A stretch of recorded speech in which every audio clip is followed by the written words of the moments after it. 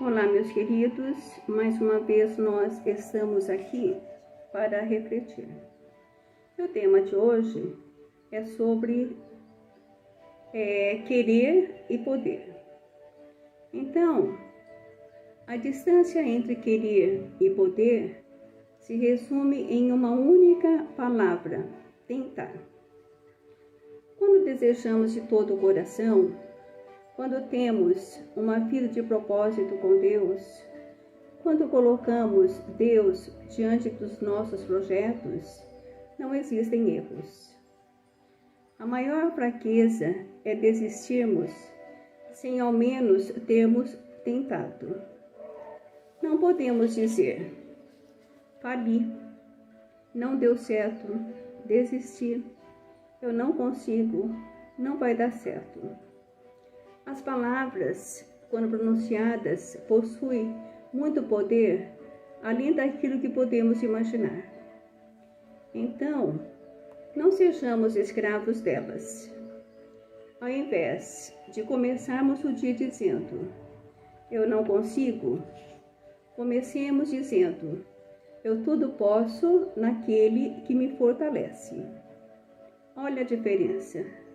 Sintamos o poder dessa frase. Acreditemos nessa frase e desejemos que aconteça. Pois tenhamos a certeza que coisas maravilhosas vão acontecer em nossas vidas.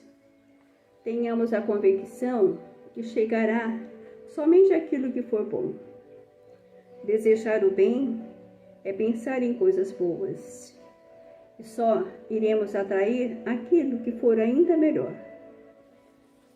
Não deixemos que os espinhos da vida nos impeçam de caminhar e executar os nossos planos. Lembremos que eles servem para nos amadurecer e compreender que os caminhos que nos levam ao sucesso são cheios de pedras, obstáculos e curvas. Mas nunca desistamos de tentar. Não tenhamos medo de tentar, nem nos culpemos quando fizermos algo que não deu certo. Tudo é aprendizado na escola da vida. A nossa maior fraqueza está em desistir sem tentar. Chico Xavier nos diz: a única coisa que nos impede de sermos felizes é o nosso medo de tentar. Lembremos também que Jesus nos disse que nós somos deuses. E também Jesus nos fala que sejamos o sal da terra e que nós deixemos brilhar a nossa luz.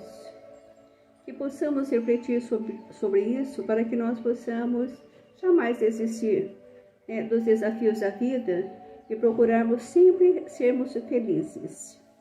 E assim nós encerramos a nossa reflexão. Gratidão a todos, um beijinho no coração de cada um. Fiquem com Deus.